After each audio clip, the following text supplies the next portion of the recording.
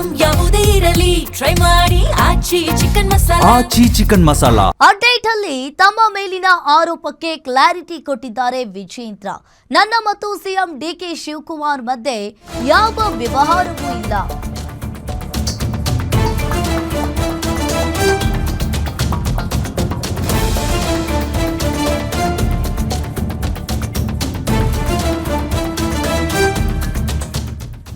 Update ಅಲ್ಲಿ ತಮ್ಮ ಮೇಲಿನ ಆರೋಪಕ್ಕೆ ವಿಜೇಂದ್ರ ಅವರು ಕ್ಲಾರಿಟಿಯನ್ನ ಕೊಟ್ಟಿದ್ದಾರೆ. ನನ್ನ ಮತ್ತು ಸಿಎಂ ಡಿಕೆ ಶಿವಕುಮಾರ್ ಮಧ್ಯೆ ಯಾವ ವ್ಯವಹಾರವೂ ಇಲ್ಲ. ಡಿಕೆ ಶಿವಕುಮಾರ್ ಜೊತೆಗೆ ನನಗೆ ಯಾವ ಆತ್ಮೀಯತೆಯೂ ಇಲ್ಲ. ಪವಿತ್ರ ಕ್ಷೇತ್ರ ಧರ್ಮಸ್ಥಳದಲ್ಲೇ ಸ್ಪಷ್ಟನೆಯನ್ನ ಕೊಟ್ಟಿದ್ದಾರೆ ಬಿವೈ ವಿಜೇಂದ್ರ ಅವರು. ಅಡ್ಡ ಮತದಾನಕ್ಕೆ ನಾನೇ ಅವಕಾಶವನ್ನ ಮಾಡಿಕೊಟ್ಟೆ. ಈಗಾಗಲೇ ಅಡ್ಡ ಮತದಾನಕ್ಕೆ ನಾನೇ ಅವಕಾಶವನ್ನ ಮಾಡಿಕೊಟ್ಟೆ ಅನ್ನೋ ಆರೋಪವಿದೆ. ಇಂಥ ಆರೋಪದ ಬಗ್ಗೆ ಚರ್ಚೆ ಆಗ್ತಾ ಇರೋದಕ್ಕೆ ನಮ್ಮವರೇ ಕಾರಣ ಅಂತ ಹೇಳಿದ್ದಾರೆ. ಇನ್ನು ಮೋದಿ ಮತ್ತು ಅಮಿತ್ ಶಾ ಅವರ ಆಶೀರ್ವಾದದಿಂದ ದೊಡ್ಡ ಜವಾಬ್ದಾರಿ ಸಿಕ್ಕಿದೆ ನನಗೆ.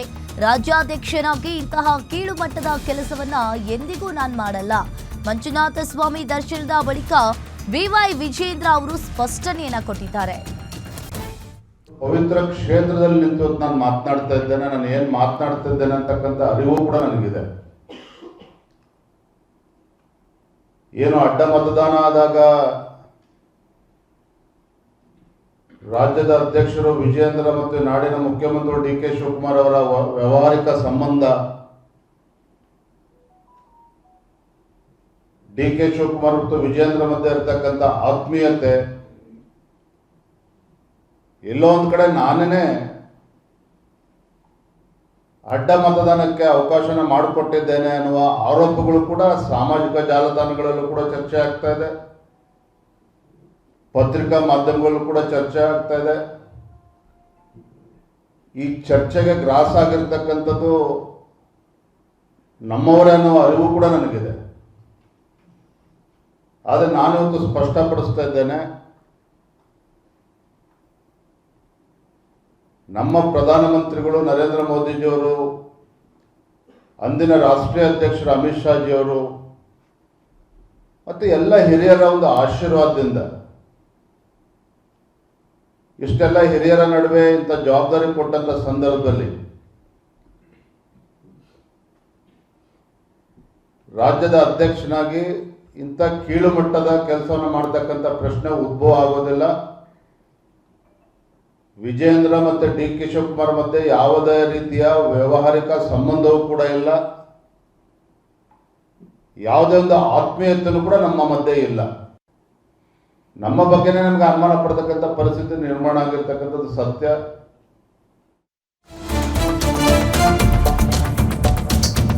ಪಕ್ಷಕ್ಕೆ ದ್ರೋಹ ಮಾಡಿದವರು ಯಾರು ಅನ್ನೋದು ಗೊತ್ತಾಗುತ್ತೆ.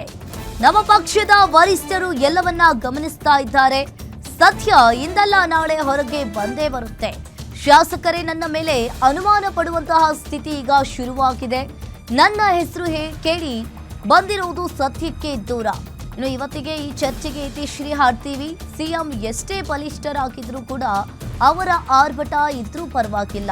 ಮುಂದಿನ ದಿನಗಳಲ್ಲಿ ನಮ್ಮ ಪಕ್ಷ ಅಧಿಕಾರಕ್ಕೆ ಬಂದೇ ಬರುತ್ತೆ. ಧರ್ಮಸ್ಥಳದಲ್ಲಿ ಬಿಜೆಪಿ ರಾಜ್ಯಾಧ್ಯಕ್ಷ ಬಿವೈ ವಿಜೇಂದ್ರ ಹೇಳಿಕೆಯನ್ನ ನೀಡಿದ್ದಾರೆ. ಯಾರು ಇವತ್ತು ಪಕ್ಷಕ್ಕೆ ದ್ರೋಹ ಬಗೆಯುವಂತ ಕೆಲಸ ಮಾಡಿದ್ದಾರೆ, ಖಂಡಿತ ನಮ್ಮ ಪಕ್ಷದ ವರಿಷ್ಠರು ಎಲ್ಲವನ್ನು ಕೂಡ ಗಮನಿಸ್ತಾ ಇದ್ದಾರೆ. ಸತ್ಯ ಇಂದಲ್ಲ ನಾಳೆ ಹೊರಗೆ ಬರಲೇಬೇಕಾಗ್ತದೆ, ಬಂದೇ ಬರುತ್ತದೆ. ಆದರೆ ವಿಜೇಂದ್ರರು ಕೂಡ ಅವ್ರ ಜೊತೆ ಸೇರಿಕೊಂಡು ಕಾಂಗ್ರೆಸ್ ಪಕ್ಷದ ಜೊತೆ ಮಿಲಾವಟ್ ಮಾಡಿಕೊಂಡು ಅಡ್ಡ ಮತದಾನಕ್ಕೆ ಅವಕಾಶ ಮಾಡಿಕೊಟ್ಟಿದ್ದೆ. ಆದರೆ ಈ ಶಾಸಕಗಳು ಏನು ಪಕ್ಷಕ್ಕೆ ದ್ರೋಹ ಬಗೆಯುವಂತ ಕೆಲಸ ಮಾಡಿದ್ದಾರೋ ನಾನು ಕೂಡ ಅದೇ ಮಾಡಿದಂತ ಆಗ್ತದೆ. ಅದೇ ಯಾವುದಕ್ಕೂ ಕೂಡ ಇವೆಲ್ಲವೂ ಕೂಡ ಸತ್ಯಕ್ಕೆ ದೂರವಾಗಿರ್ತಕ್ಕಂಥದ್ದು. ಇವತ್ತಿಗೆ ಈ ಚರ್ಚೆಗೆ ಇತಿಶ್ರೀ ಆಡಿ ಮುಂದಿನ ದಿನಗಳಲ್ಲಿ ರಾಜ್ಯಾದ್ಯಂತ ಪ್ರವಾಸ ಮಾಡಿ ಸಂಘಟನೆಯನ್ನು ಬಲವನ್ಪಡಿಸಿ ರಾಜ್ಯದ ಮುಖ್ಯಮಂತ್ರಿಗಳು ಎಷ್ಟು ಬಲಿಷ್ಠರಿದ್ರೂ ಪರವಾಗಿಲ್ಲ,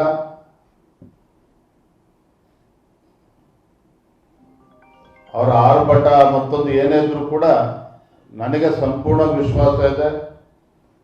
ಮುಂದಿನ ದಿನಗಳಲ್ಲಿ ಮತ್ತೊಮ್ಮೆ ರಾಜ್ಯದಲ್ಲಿ ನಮ್ಮ ಪಕ್ಷದಲ್ಲ ರಾಜ್ಯದಲ್ಲಿ ಮತ್ತೊಮ್ಮೆ ಬಿಜೆಪಿ ಸರ್ಕಾರ ಅಧಿಕಾರಕ್ಕೆ ಬರಬೇಕು. ಹಿಂದೂಗಳನ್ನ ರಕ್ಷಣೆ ಮಾಡುವ ಸರ್ಕಾರ ಅಧಿಕಾರಕ್ಕೆ ಬರಬೇಕು.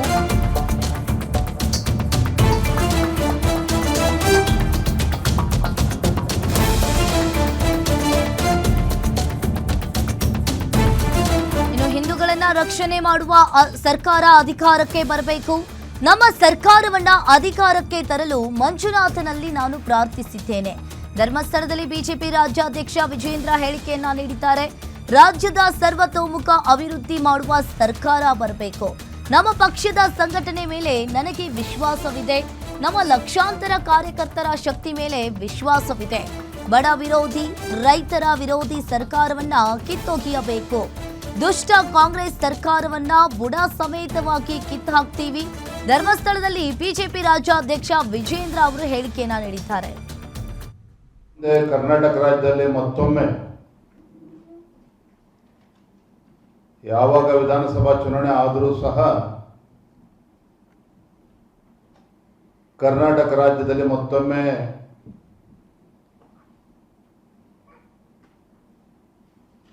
ನಮ್ಮೆಲ್ಲರ ನೇತೃತ್ವದಲ್ಲಿ ಒಂದು ಜನಪರವಾಗಿರ್ತಕ್ಕಂಥ ಒಂದು ಒಳ್ಳೆಯ ಸರ್ಕಾರ ರಾಜ್ಯದಲ್ಲಿ ಅಧಿಕಾರಕ್ಕೆ ಬರಬೇಕು. ಹಿಂದೂಗಳ ರಕ್ಷಣೆ ಮಾಡ್ತಕ್ಕಂಥ ಒಂದು ಒಳ್ಳೆಯ ಸರ್ಕಾರ ಬರಬೇಕು. ರಾಜ್ಯದ ಸರ್ವತೋಮುಖ ಅಭಿವೃದ್ಧಿ ಆಗ್ತಕ್ಕಂಥ ಒಳ್ಳೆಯ ಸರ್ಕಾರ ಬರಬೇಕು. ಆ ನಿಟ್ಟಿನಲ್ಲೂ ಕೂಡ ನಾನು ಪ್ರಾರ್ಥನೆ ಸಲ್ಲಿಸಿದ್ದೇನೆ. ನಮ್ಮ ಪಕ್ಷದ ಸಂಘಟನೆ ಬಗ್ಗೆ ನನಗೆ ವಿಶ್ವಾಸ ಇದೆ. ರಾಜ್ಯದಲ್ಲಿರುವಂಥ ನಮ್ಮ ಲಕ್ಷಾಂತರ ಕಾರ್ಯಕರ್ತರ ಶಕ್ತಿಯ ಬಗ್ಗೆ ನನಗೆ ವಿಶ್ವಾಸ ಇದೆ. ಏನು ಇಂಥ ಒಂದು ಜನ ವಿರೋಧಿ, ಬಡವರ ವಿರೋಧಿ, ರೈತರ ವಿರೋಧಿ, ಯುವಕರ ವಿರೋಧಿ ಕಾಂಗ್ರೆಸ್ ಸರ್ಕಾರ ಏನಿದೆ, ಮುಂದೆ ಬರ್ತಕ್ಕಂಥ ದಿನಗಳಲ್ಲಿ ಇಂಥ ದುಷ್ಟ ಕಾಂಗ್ರೆಸ್ ಸರ್ಕಾರವನ್ನು ಬುಡ ಸಮೇತ ಕಿತ್ತಾಕುವಂತ ಕೆಲಸ ನಮ್ಮೆಲ್ಲರ ಕಾರ್ಯಕರ್ತರ ಶ್ರಮದಿಂದ ನಾವು ಮಾಡ್ತೇವೆ ಅನ್ನುವ ಸಂಪೂರ್ಣವಾಗಿರ್ತಕ್ಕಂಥ ವಿಶ್ವಾಸ ನನಗಿದೆ. ಮುಂದೆ ಕರ್ನಾಟಕ ರಾಜ್ಯದಲ್ಲಿ ಮತ್ತೊಮ್ಮೆ